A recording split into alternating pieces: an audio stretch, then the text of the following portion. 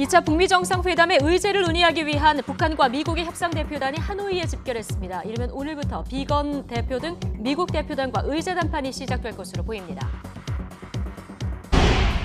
군 사이버사령부 댓글 공작에 개입한 혐의로 재판에 넘겨진 김관진 전 국방부 장관이 1심에서 2년 6개월의 징역형을 선고받았습니다.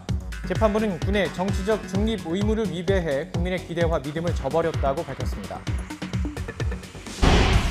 일할 수 있는 나이의 기준이 되는 노동가동연한을 현행 60세에서 65세로 높여야 할지에 대한 대법원의 최종 판단이 오늘 내려집니다. 연금과 보험 등 각종 제도에 큰 영향을 미치는 육체노동 정년 기준이 29년 만에 달라질지 주목됩니다. 여자 컬링 국가대표팀 팀킴 운영 전반에 대한 문화체육관광부의 합동 감사 결과 상금 횡령과 인권침해, 김경두 전 컬링연맹 부회장 일가의 사유화 등을 확인했습니다. 문체부는 지도부 가족 3명을 수사 의뢰하기로 했습니다. 대기 정체가 이어지면서 경기와 충청, 전북 등 전국 곳곳에 초미세먼지 주의보가 발령됐습니다. 미세먼지는 내일까지 계속되다 주말부터 사라지겠습니다. 네, 뉴스뉴스 2부, 엿새 앞으로 다가온 2차 북미 정상회담 소식부터 전해드립니다. 자, 정상회담 합의문을 위한 의제 협상 오늘부터 본격화되는데요. 네, 북한 김혁철 특별대표가 어제 하노이에 도착했고 미국 스티븐 비건 특별대표 역시 하노이에 도착한 것으로 알려지고 있습니다. 취재기 연결해서 하노이 현지 상황 알아보도록 하겠습니다. 한현희 기자.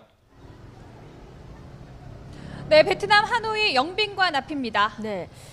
우리가 2시간 정도 빠르니까 지금 하노이 시간이 10시가 좀 안 된 시간일 것 같은데요. 김혁철 특별대표 움직임 아직 없습니까? 네, 지금 제 뒤로 보이는 건물이 북한 협상 대표들이 묵고 있는 숙소 영빈관입니다. 바로 앞에 보이는 차량이 김혁철 대표가 어제 공항에서 이동할 때 사용한 차량이고 그 앞쪽에 김창선 부장 등이 이용한 승합 차량이 있는데요. 운전기사가 차량 안을 정리하고 있는 것으로 봐서 곧 움직임이 있을 수도 있을 것으로 보입니다. 의전 준비를 담당하는 김창선 부장 등이 며칠 동안 이른 아침부터 하노이 이곳저곳을 부지런히 둘러본 것과 비교하면 오늘은 상당히 오랫동안 숙소에 머무르고 있는데요. 정상회담의 실질적 성과를 결정지을 의제 협상을 앞두고 신중히 협상 준비를 진행하고 있는 것으로 보입니다. 김혁철 대표는 우리 시간으로 어제 저녁 8시 반쯤 하노이 노이바이 국제공항에 도착했습니다. 최강일 외무성 북아메리카 국장 직무대행, 김성애 통일전선부 실장과 함께였는데요. VIP 출구가 아닌 일반 출구를 이용해 공항 밖으로 나온 북한 협상팀은 곧바로 숙소인 이곳 영빈관으로 왔습니다. 2차 북미 정상회담을 준비하는 북측 실무진이 모두 하노이에 집결한 건데요. 이후 다른 곳으로 이동하지 않고 숙소에 머물렀는데 지금까지의 준비 상황을 점검하고 앞으로의 협상 전략을 조율한 것으로 보입니다. 의제 협상 담당자들까지 하노이에 들어온 만큼 이제 합의문 완성을 위한 실질 협상도 본격화할 것으로 보입니다. 네, 미국 측의 협상 담당자 스티븐 비건 특별대표 동향 어떻습니까? 네, 하노이로 향하고 있다던 스티븐 비건 대표. 하지만 아직 하노이에서 그 모습이 포착되지는 않았습니다. 시간상으로도 그렇고 외신 보도 역시 스티븐 비건 대표가 하노이에 도착한 것으로 보인다라고 나오기도 했는데요. 외교 소식통들 역시 비건 특별대표가 하노이에 도착했을 크다는 관측입니다. 하지만 현재 숙소가 어디인지 등이 알려지지 않은 상황이라서 실제 모습이 목격되지는 않고 있습니다. 미국 측 의전 담당자들은 오전부터 숙소를 떠난 것으로 알려졌는데요. 비건 대표 역시 어젯밤 하노이에 도착한 게 맞다면 북미 양측의 의제 협상도 오늘부터 시작될 전망입니다. 이제 회담까지 일주일도 남지 않은 상황이기 때문에 양측 모두 시간이 빠듯합니다. 두 사람이 만나면 회담 의제와 하노이 선언의 구체적 내용을 매듭짓는 등 실질적인 내용을 채우는 만큼 언제 어떻게 두 사람이 접촉할지 또 얼마나 밀도 있는 협의가 진행될지 등에 관심이 쏠리고 있습니다. 지금까지 베트남 하노이에서 YTN 한현입니다. 네, 이렇게 정상회담이 임박한 상황에서 트럼프 미국 대통령의 발언들이 주목되는데요. 자, 이번에는 선 비핵화, 후 제재 완화 입장을 강조하면서 후속 회담 가능성도 시사했습니다. 하노이 현지에서는 회담 의제 협상이 본격화하는 가운데 대북 강경파인 볼턴 백악관 보좌관이 이번 주말에 방한한다는 보도가 나와서 관심이 집중되고 있습니다. 취재기 연결해 보겠습니다. 조수영 기자. 네, 국제부입니다. 네, 트럼프 대통령이 북미 정상회담 앞두고 좀 더 구체적으로 속내를 밝혔군요. 네, 그렇습니다. 트럼프 대통령은 오스트리아 총리와의 회담 자리에서 2차 북미 정상회담에 대한 낙관론을 거듭 펼쳤습니다. 그러면서 김정은 위원장과의 관계가 매우 견고하다며 하노이 정상회담이 마지막 회담이 아닐 수도 있다고 밝혔습니다. 김 위원장과의 후속 회담 가능성을 시사한 겁니다. 트럼프 대통령은 또 한국과 중국, 러시아 사이에 있는 북한의 입지를 부각하면서 엄청난 경제적 잠재력이 있다고 추켜 세웠습니다. 이와 함께 북한이 비핵화를 꺼린다고 생각하지 않는다며 충분한 조치가 있어야 제재를 풀 수 있다는 점을 강조했는데요. 직접 들어보시겠습니다. Sanctions are on in full. As you know, I haven't taken sanctions off. I'd love to be able to, but in order to do that, we have to do something that's meaningful on the other side. 제재를 풀고 싶다. 트럼프 대통령의 발언 어떻게 분석할 수 있을까요?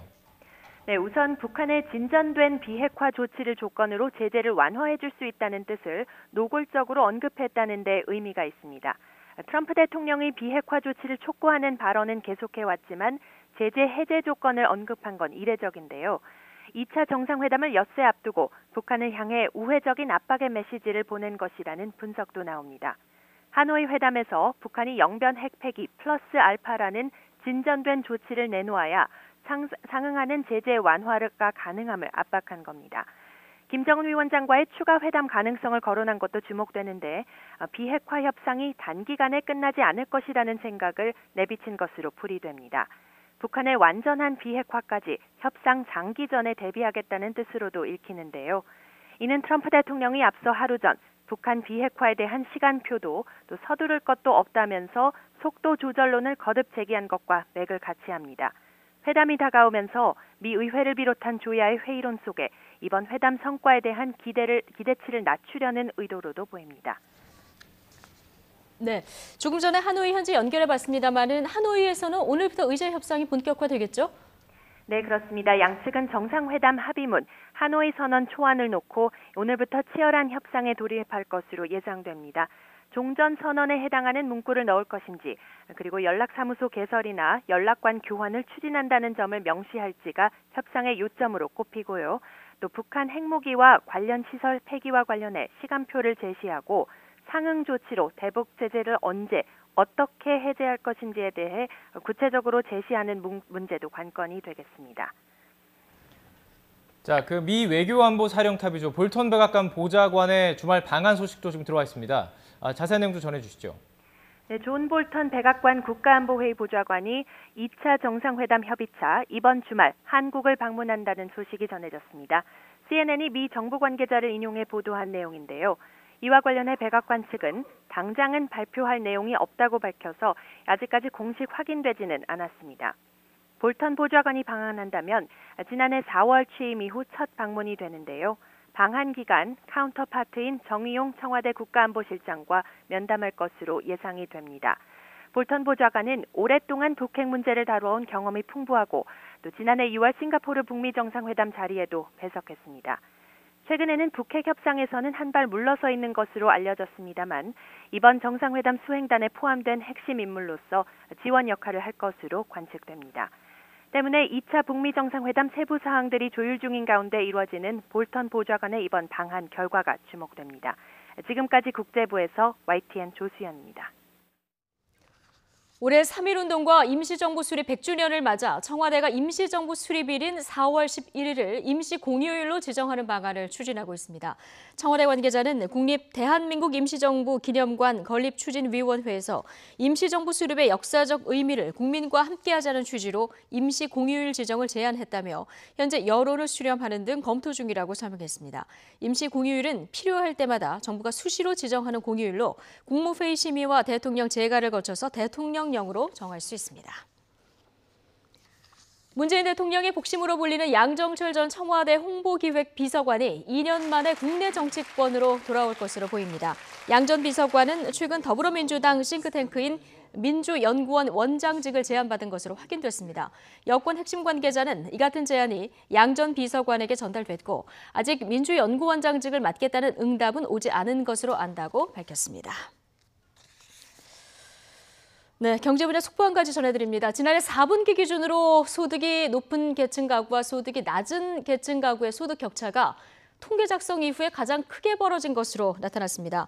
통계청이 오늘 발표한 지난해 4분기 가계 동향 조사 소득 부문 결과를 보면 소득 상위 20% 가구의 월 평균 처분 가능 소득과 소위 하득 20% 가구의 소득을 비교한 5분위 배율이 5.47로 나타났습니다. 지난해 4분기 소득 하위 20% 계층 가구의 소득은 관련 통계 작성 이후 가장 크게 감소한 것으로 나타났습니다. 소득 1분위 가구의 월 평균 소득은 123만 8천 원으로 1년 전 같은 기간보다 17.7%가 줄었습니다. 통계청이 관련 통계를 작성한 지난 2003년 이후에 가장 큰 폭으로 소득이 감소한 건데요. 특히 1분위 가구의 근로소득은 36.8%나 줄었습니다. 반면에 소득 상위 20% 계층 가구의 지난해 4분기 월 평균 소득은 1년 전보다 10.4%가 늘어난 932만 4천 원으로 집계가 됐습니다. 자, 취재 기자 연결해서 자세한 얘기 좀 더 들어보겠습니다. 자, 김평정 기자. 네, 경제부입니다. 네, 소득 분배가 더 악화됐다. 이런 결과가 나왔군요. 네, 통계청의 가계 동향 조사 소득 부문의 조사 결과입니다. 이 통계는 소득 격차가 더 커졌는지 아니면 작아졌는지가 주된 관심사인데요. 이번에는 4분기 기준으로 관련 통계가 작성된 지난 2003년 이후 격차가 가장 커진 걸로 나왔습니다. 소득 격차는 가구원 한 명이 세금이나 보험료 같은 필수 지출 항목을 뺀 자유롭게 쓸 수 있는 소득을 말하는 균등화 처분 가능 소득으로 따지는데요. 이 균등화 처분 가능 소득이 소득 상위 20%는 450만 6천 원이고 하위 20%는 82만 3천 원입니다. 상위 20%가 하위 20%의 5.47배를 더 벌어서 4분기 기준으로 격차가 최대 수준으로 나온 겁니다. 네, 이제 양극화가 더 심해진 이유가 있을 텐데요. 통계 수치에서 어떻게 파악이 됩니까? 네, 간단히 얘기하면 소득이 저소득층은 줄고 고소득층은 늘었기 때문입니다. 이건 한 가구의 한 달 평균 소득으로 따져보면 되는데 상위 20% 가구는 한 달에 932만 4천 원, 하위 20% 가구는 123만 8천 원씩 법니다. 지난해 같은 기간보다 상위 20%는 10.4% 증가했는데 하위 20%는 오히려 17.7%나 줄어서 당연히 격차가 더 커지게 된 겁니다. 소득 하위 20%는 가구원 가운데 취업자 수가 전년 동기보다 줄어서 근로소득도 감소했고 자영업 같은 사업소득 역시 줄어든 것으로 나타났습니다. 네, 역시 일자리 문제가 소득 격차 악화에 영향을 미쳤다. 이렇게 볼 수 있겠군요. 네, 취업한 가구원 수가 고소득층은 별로 변화가 없는 반면에 저소득층으로 갈수록 더 많이 줄었습니다. 통계청 역시 고용 문제가 소득 분배 악화에 영향을 미친 것으로 보고 있습니다. 직접 들어보겠습니다. 2018년 중에 고용 상황이 특히 한 개의 일자리를 중심으로 해서 좋지 못했던 것이 소득 분배 상황이 악화되는 큰 요인으로 생각을 하고 있고요. 또 소득 20%에서 40% 사이 가구도 사업 소득이 18%나 준 것을 보면 자영업자의 위기도 소득 양극화 심화의 한 요인을 차지하는 걸로 보입니다. 정부는 오늘 오전 홍남기 경제부총리 주재로 긴급 관계장관 회의를 열고 고령 가구 증가 같은 인구 구조 변화에 맞춰 일자리 수요를 점검해 고용 확대에 총력 대응하기로 했습니다. 지금까지 경제부에서 와이튼 김평정입니다. 군 사이버사령부의 정치관여 댓글 작성을 지시한 혐의로 재판에 넘겨진 김관진 전 국방부 장관이 1심에서 징역 2년 6개월을 선고받았습니다. 재판부는 김 전 장관이 구속적부심에서 풀려난 점과 다른 재판도 함께 받는 점을 고려해서 법정 구속은 하지 않았습니다. 취재기자 연결해서 자세한 내용 들어보겠습니다. 김대겸 기자. 네, 서울중앙지방법원입니다. 법원에서 내린 판결 내용 자세히 전해주시죠. 네, 서울중앙지방법원은 오늘 오전 김관진 전 국방부 장관에 대해 징역 2년 6개월을 선고했습니다. 다만 앞서 구속적부심에서 풀려났고 다른 재판을 함께 받고 있다는 점 등을 고려해 법정 구속하지는 않았습니다. 김 전 장관과 함께 재판에 넘겨진 임관빈 전 국방부 정책실장은 금고 1년 6개월의 집행유예 3년을, 김태효 전 청와대 기획관은 벌금 1,000만 원을 선고받았습니다. 재판부는 김 전 장관이 군의 정치적 중립 의무를 저버리고 수사와 재판에서 실체적 진실을 밝히는 과정을 방해해 법치주의를 훼손했다고 지적했습니다. 다만 2012년 6월 사이버사령부가 댓글 공작에 투입할 군무원 채용 과정에서 친정부 성향을 판별하도록 직권을 남용한 혐의에 대해서는 검찰이 제시한 증거가 부족하다며 무죄로 판단했습니다. 김 전 장관 등은 지난 2012년 총선과 대선을 앞두고 당시 여당을 옹호하고 야권을 비난하는 온라인 댓글을 9,000회 정도 게시하도록 지시하고 이후에는 사건을 은폐하려 한 혐의 등으로 재판에 넘겨졌습니다.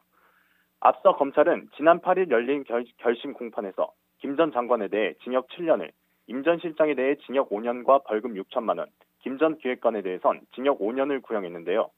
김 전 장관은 최후 진술에서 부하들의 지나친 과욕으로 위법 행위가 이뤄졌다면 그 책임은 장관인 자신에게 있다며 부하들을 선처해달라고 말했습니다. 김 전 장관은 재판을 마치고 나와 재판부 판단을 존중하고 항소에 대해서는 검토해보겠다고 입장을 밝혔습니다. 지금까지 서울중앙지방법원에서 YTN 김대겸입니다. 삼성전자가 오늘 새벽 애플의 안방인 미국 샌프란시스코에서 접었다 펴는 폴더블 폰 갤럭시 폴드를 공개했습니다. 삼성에 이어서 다음 주에는 중국의 화웨이와 샤오미도 폴더블 폰 공개를 예고하고 있어서 스마트폰 시장도 새롭게 펼쳐질 전망입니다. 취재기자 연결해서 자세히 알아보겠습니다. 최하영 기자. 네, 경제부입니다. 자, 오늘 삼성전자가 폴더블 폰을 공개했습니다. 영상을 보니까 반으로 접었다 펼 수 있는 이런 스마트폰이라는 거죠? 네, 지금 보시는 화면이 오늘 베일을 벗은 갤럭시 폴드입니다. 쉽게 생각해 접으면 4.6인치 스마트폰, 펼치면 7.3인치 태블릿 PC라고 보면 됩니다. 갤럭시 폴드는 바깥에서 안으로 완전히 반으로 접히는 인폴딩 방식이고요.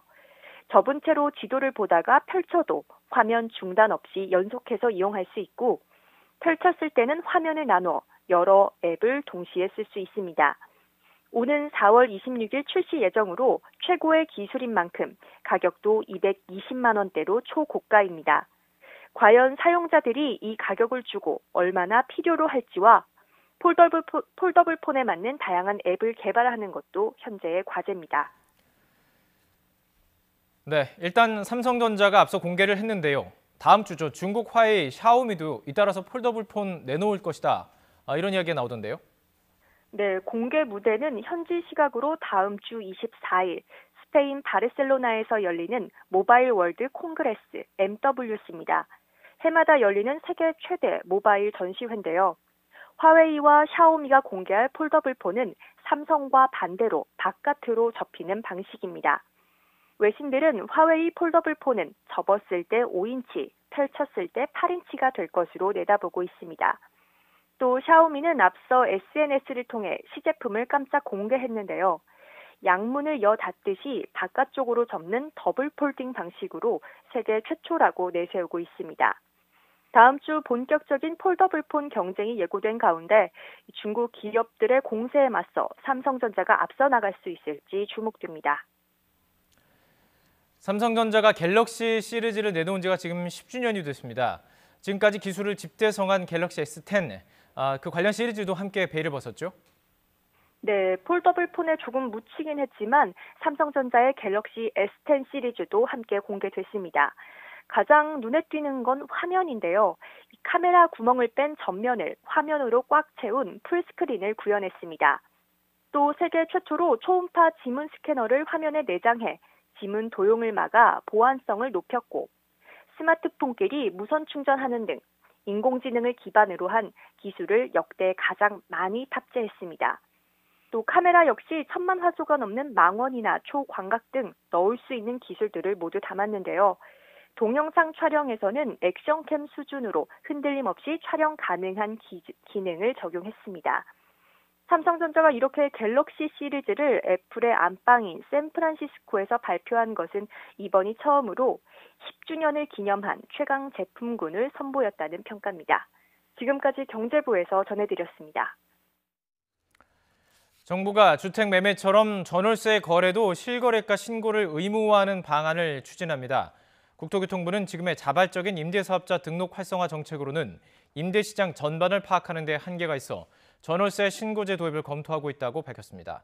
이 제도가 시행되면 임대인은 앞으로 전월세 계약을 맺은 뒤 계약 기간과 임대료 등을 계약 내용으로 신고를 해야 합니다. 동시에 임대인의 수입이 공개돼 그동안 임대소득세를 내지 않았던 사람에게도 세금을 부과할 수 있습니다.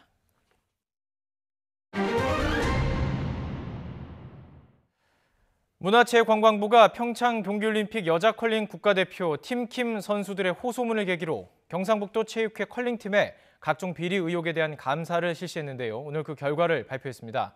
감사 결과 선수들이 제기한 김경도 전 대한컬링연맹 회장 직무대행 일가의 인권 침해와 또 부실 지도, 상금 횡령 등 그 의혹들이 대부분 사실로 드러났습니다. 취재기자 연결해 보겠습니다. 김상익 기자. 네, 김상익입니다. 자, 김경주 씨 일가의 비리 범위가 상당히 방대한 것으로 드러났군요. 네, 그렇습니다. 평창 동계올림픽 여자 컬링에서 은메달을 딴 팀킴 선수들이 지난해 11월에 제기했던 김경주 전 대한컬링연맹 회장 직무대행 일가의 각종 비리가 사실로 확인됐습니다. 문화체육관광부는 대한체육회 등과 함께 5주에 걸쳐 실시한 특정 감사 결과를 조금 전 발표했는데요. 감사 결과 김 전 회장 직무대행을 비롯해서 딸과 사위 등 지도자들의 폭언과 인격 모독, 과도한 사생활 통제가 대부분 사실로 드러났습니다. 일부 지도자는 지도 역량이 부족한 데다 출근도 하지 않는 등 선수단 지도에도 충실하지 않았다고 문체부는 밝혔습니다. 선수들이 획득한 상금을 축소해서 지급하는 등 상금 3천여만 원을 횡령한 정황도 드러났고요. 후원금과 격려금을 비롯해서 특별 포상금도 선수들 동의 없이 경상북도 컬링협회 수입으로 돌리는 등 9천여만 원을 선수들에게 지급하지 않은 것으로 조사됐습니다.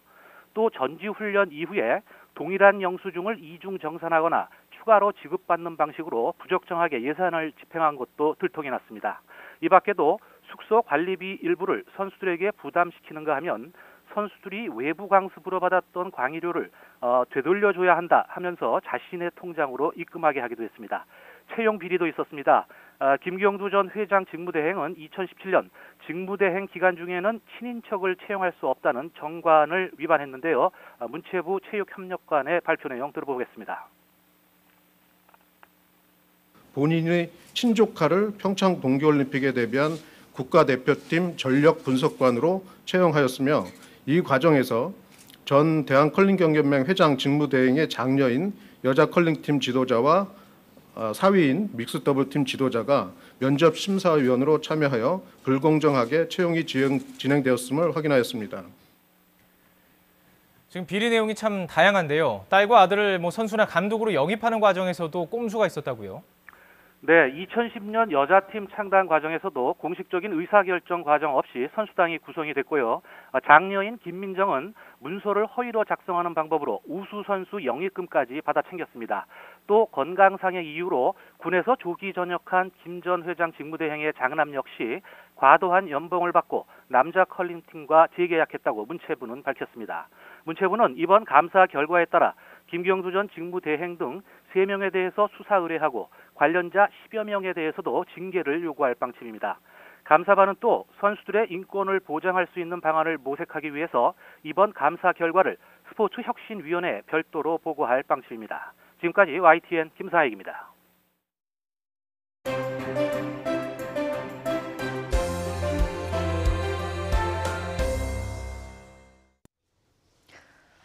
초대형 블랙리스트냐, 합법적인 체크리스트냐, 환경부 문건을 둘러싸고 정치권 공방이 이어지고 있습니다. 자세한 이야기 김영준 명지대 교수 그리고 김성환 시사평론가 두 분과 이야기 나눠보겠습니다. 어서 오십시오. 네, 안녕하세요. 안녕하세요.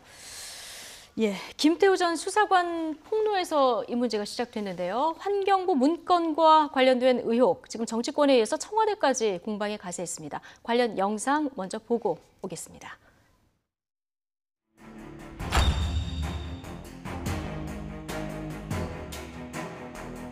2018년 1월 환경부에서 청와대에 보고한 문건입니다. 환경부 산하기관 임원들의 사퇴 등 관련 동향, 어떠한 형태로 지금 반발하고 있는지도 기재가 되어 있습니다.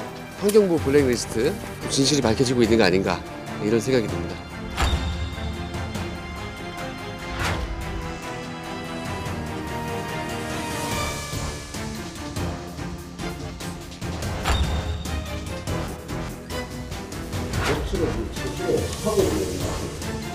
그런데 뭘또 먹칠하지 그 먹칠하지 말라는 이야기 속에는 뭐가 들어있는가 하면 언론을 겨냥해서 먹칠하지 말라가 아니라 검찰에게 일종의 가이드라인을 제시합니다. 지금 하나하나씩 진실이 밝혀지고 있는 문재인판 블랙리스트는 그 급이 다른 초대형 블랙리스트가 아닌가 싶습니다. 환경부 문건은 블랙리스트가 아니라 합법적인 체크리스트라고 합니다. 문제될 것이 전혀 없는 적법관 인사와 관련된 감독권 행사입니다. 예. 지금 블랙리스트인지 체크리스트인지 여야 공방이 이제 가열되는 이런 상황인데요. 일단 처음에 이 문제가 제기된 것이 이분 건 한국당이 입수해서 공개를 하면서 시작이 된 거죠. 사실 뭐 입수를 했다기보다는 예. 김태우 전 수사관이 한국당 쪽에 건네준 거죠. 그래서 이제 공개가 됐고 그때부터 환경부 산하 기관장들을 교체하려고 압력을 넣었다. 이른바 이제 교체하려고 압력을 넣었다는 수준을 넘어서서 민간인 사찰을 한 것이 아니냐 이런 의혹이 제기가 됐었고요. 그리고 난 다음에 이제 수사가 진행이 되다가 이 사실 실체가 좀 모연한 상황이었거든요. 김태우 전 수사관의 얘기를 어디까지 신뢰할 수 있을 것인가에 대해서 좀 의문이었는데 네. 검찰이 환경부 감사관실을 압수수색하면서 그 감사관실 내용 그 파일 폴더 안에 그 김은경 전 환경부 장관한테 보고한 흔적이 발견이 되면서 논란이 좀 커진 측면이 있는 것이죠. 예. 지금 검찰 수사는 좀 속도를 내는 네. 이런 모양새를 보이고 있어서 적폐청산을 강조한 청와대로서는 좀 난감한 이런 상황일 것 같습니다. 굉장히 곤혹스럽죠. 예. 지난 정부 때 가장 많이 들었던 아주 나쁜 단어 몇 가지를 고르면 댓글 조작, 그리고 블랙리스트, 더 나아가서 민간인 사찰, 이것이 전부 다 합쳐져서 직권남용이라는 단어로 이제 그 집약이 되거든요. 네. 그런데 이게 나라냐, 나라다운 나라를 만들고 적폐를 청산하겠다고 했기 때문에 이러한 댓글 조작이라든지 블랙리스트가 더 이상 존재해서는 안 되는 정부인 거죠. 그런데 지금 이제 블랙리스트냐, 이제 체크리스트냐 이런 공방이 지금 오가고 있는데요. 몇 가지 이제 팩트는 조금 전에 말씀하신 것처럼 김태우 전 수사관이 이 부분에 대해서 이거는 뭐 리스트가 있었다라고 네. 얘기를 했고, 그리고 검찰이 지금 환경부를 압수수색을 했고, 더 중요한 거는 전 환경부 장관이 저 출국 금지된 상태란 말이죠. 그렇죠. 그러다 보니까 이거는 이제 단순한 체크리스트냐 아니면은 블랙리스트냐를 가지고 정치권은 공방이 있겠으나 결국 이제 검찰 수사가 어떻게 이제 진행되느냐 굉장히 예. 초미의 관심사라고 좀 보는데요. 예. 다만 이제 그 청와대 인사수석실이라는 것은 청와대 대통령의 인사권을 잘 보필하는 차원에서 감사할 수 있죠. 그건 적법한 활동입니다. 그거는 네. 당연한 거죠. 그런데 문제는 뭐냐면 그것이 이제 표적 감사냐 예. 아니면 어디 지시를 받아가지고 한 거냐, 이거는 이제 다른 차원의 문제죠. 그렇게 되면 지시와 실행이 있다면 직권남용이라는 그러한 그 비판도 받는 걸 넘어서 예. 이거는 뭐 법적으로 위배된 사항이기 때문에 앞으로 어떻게 이것이 이제 전개될 것이냐에 대해서 우리가 굉장히 관심을 갈 수밖에 없는 부분인데요. 이거는 지금 다른 정부가 아니라 문재인 정부는 이 부분에 대해서 단순하게 뭐 민간인 사찰에 대한 DNA가 없다, 먹칠하지 말라, 그렇게 청와대 대변인 말로 이렇게 해결될 문제가 아니고요. 빠르게 이 검찰이 이 부분에 대해서 명확하게 또 한 점 우호 없이 수사를 해야 될 거라고 저는 봅니다. 네, 그러니까 동향 파악까지만 있었느냐, 말씀하신 네. 대로 이제 표적 감사라던가 어떤 지시가 있었느냐, 이것을 이제 검찰에서 밝혀내야 되는데, 아까 얘기하신 대로 김은경 전 환경부 장관에 대해서 검찰이 출국 금지 조치까지 내렸단 말이죠. 그렇다면 그냥 내렸을까, 이런 얘기가 지금 나오고 있는 상황인데, 일단 청와대의 지시가 있었다, 청와대 인사수석실의 지시가 있었다, 이 환경부 직원들의 진술까지는 좀 나온 상황이에요. 그런데 이 진술이 이 개입이 어느 정도냐 얘기가 반복됩니다만은 이걸 밝혀내야 되는 게 이제 관건 아니겠습니까? 네, 저는 청와대에서 지시를 내렸다 하더라도 그게 블랙리스트가 되는 것이냐라는 것에 대해서 기본적으로 의문을 갖고 있는데요. 뭐 이건 개인적인 경험담을 이렇게 말씀드려도 될지 모르겠지만 이명박 정부 시절에 이명박 정부 들어서고 난 다음에도 이렇게 공공기관이라든가 아니면 뭐 임원들도 마찬가지지만 또 정부위원회도 똑같이 다 물갈이하고 교체하려고 지시를 했던 적이 있었습니다. 그때 뭐 저도 위원회에 있었고 그 실제로 교체 압력을 받는 과정들을 다 지켜봤었기 때문에 이 정권이 바뀔 때마다 이런 식으로 일종의 국정 철학을 공유하는 사람들이 있느냐, 어디에 있느냐, 또 이전 정부에 임명된 사람들이 과연 얼마만큼 있느냐, 임기가 얼마나 남았고 그 사람들을 교체할 필요성이 있느냐 없느냐는 일들이 계속 반복돼 왔던 겁니다. 이거는 뭐 이명박 정부 시절뿐만 아니라 박근혜 정부 때도 마찬가지였고요. 뭐 좀 더 거슬러 올라가면 이전 정부 때도 반복돼 왔던 일이기도 합니다. 일이다. 예. 뭐 긍정적으로 보자면은 국정 철학을 공유하고 있는 사람들이 산하기관장으로 가서 정부의 정책을 적극적으로 구현할 수 있도록 노력해야 한다. 이런 이제 명분은 있을 거라고 보이는데요. 다만 그 과정에서 임기가 남아있는 사람들을 억지로 이런 방식으로 압력을 넣어서 내보내는 게 맞는 것이냐, 이런 부분에 대해서는 비판적인 여론이 계속 있어 왔던 게 사실입니다. 그러니까 지금 청와대가 하는 것은 적폐를 그대로 반복했다고 하는 비판은 전 충분히 받을 소지가 있다고 생각합니다. 다만 이것을 가지고 이른바 블랙리스트라고까지 얘기를 진행해 나가기에는 너무 부족하다. 그리고 그 과정에서 이른바 정권이 바뀌고 난 다음에 사람들을 교체할 때는 그 기관에 대해서 업무 감사나 이런 것들을 해왔던 전력이 또 다 있었고요. 그러니까 이거는 과거 정부하고의 어떤 관행들을 단절하지 못했다고 하는 책임은 받을 수 있을지 모르겠지만 이거를 박근혜 정부, 이명박 정부 때 했던 블랙리스트하고 비교하는 것은 전 적절한 비교는 아니라고 생각합니다. 근데 보수 야당에서는 이게 이제 블랙리스트다. 오히려 뭐 전 정권과 비교할 수 없는 초대형급 뭐 블랙리스트다 이런 얘기까지 나오는 상황인데요. 이준석 바른미래당 최고위원이 아마 보수 정권에서 이런 일이 일어났으면 문제가 민주당에서 크게 일어났을 거다 얘기를 하면서 조윤선 장관 왜 감옥 간 거냐 이런 또 문제점을 제기하기도 했거든요. 어떤 게 다른 겁니까? 일단은 지금 이제 규모와 작동 방식에 대해서 차이가 있다고 지금 이제 청와대에서는 얘기를 하고 있습니다. 그러니까 규모라는 거는 지금 전체 사퇴 정용을 해서 물러난 사람이 한 5명밖에는 안 되지만 실제로 전 정부에서는 이 규모가 굉장히 컸었기 때문에 이것은 이제 비교가의 대상도 되지 않는다는 얘기를 하고 작동 방식이라는 거는 전 정부에서는 청와대가 적극 지시를 하고 그 지시를 바탕으로 해서 지원을 배제하고 정부가 동원이 되고 시행을 했다라는 건데 지금 정부에서는 청와대가 지시한 적이 없다. 그리고 통상적으로 이거는 직무관리 차원에서 한 것이다 얘기를 하고 있는데 두 가지 면에서 조금 이제 지적을 좀 해주고 싶은 부분은요. 이거는 규모와 작동 방식의 걸 가지고 비교해서는 안 됩니다. 규모가 아무리 적다고 하더라도 잘못된 것은 잘못된 것인 것이죠. 그러니까 예를 들어서 뭐 어떠한 나쁜 것을 하는데 나는 1억을 훔친 사람하고 100억을 훔친 사람하고 훔친 건 나쁜 거죠. 자꾸만 이제 그런 식으로 규모, 티코냐, 뭐 예를 들어 그랜저 이런 식으로 하면은 저는 국민을 설득하는데 굉장히 무리가 있을 수가 있다고 해서요. 저는 규모 문제를 가지고 따져서는 안 된다고 보고요. 이 작동 방식에 관련된 문제는 이제 가장 핵심은 과연 지시가 있었느냐 없었느냐 문제라는 거라고 보는 것이죠. 그러니까 예를 들어 지금 환경부에서 청와대에다가 보고를 한 건 팩트 아닌가요? 근데 그 보고를 한 거가 그냥 단순하게 이 관리 차원에서 보고를 받은 것이냐 아니면은 어떠한 나름대로 사태를 전제로 해서 그런 것을 바탕으로 해서 보고를 받은 것이냐. 근데 그거는 이제 입장에 따라 달라질 수가 있는 것이죠. 무엇이 문제냐, 먼저냐에 따라서 달라질 수 있는 문제가 있기 때문에요. 지금 초대형이냐 아니냐 그런 문제를 넘어서서 규모를 따져서는 안 된다. 왜냐하면 윤리성과 도덕성에 대한 문제로 직결되기 때문에 그래요. 그러니까 규모가 아무리 적다 하더라도 조금 전에 말씀을 하셨잖아요. 이 부분이 무리하게 감사를 해서 만약에 표적적인 그런 상황이다라고 한다면 그것은 분명히 또 다른 잘못된 부분이 있기 때문에 여기에 대해서는 명쾌하게 잘못했다고 얘기를 해야지. 이거는 우리는 규모가 작기 때문에 그렇게 큰 문제가 되지 않는다고 얘기하는 거는 제가 볼 때는 국민들이 설득하는데 굉장한 한계가 있을 수가 있고 다른 것도 아니고 적폐를 청산한다고 했기 때문에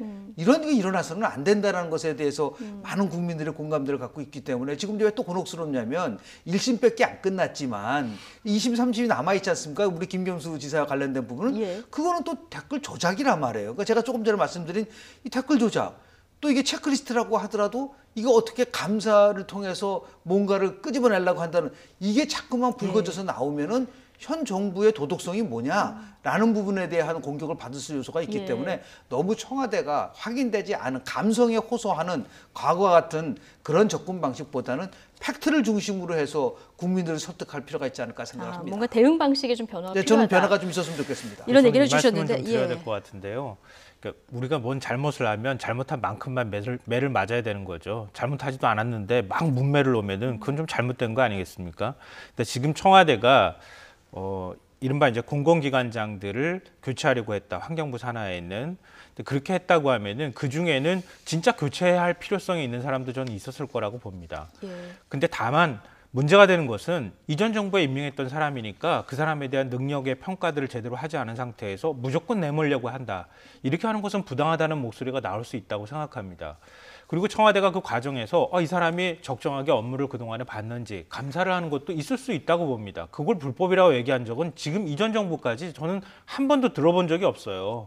근데 그 의도가 정당한 사람, 그 임기가 남아있는 그래도 저 임기를 채울 수 있는 정도의 사람을 억지로 내몰기 위해서 표적을 했느냐, 이 부분까지 가느냐 안 가느냐, 이건 좀 지켜봐야 되는 상황인 이런 거잖아요. 것들은 좀 정도를 좀 우리가 판단해서 얘기해야 된다고 생각을 하고요.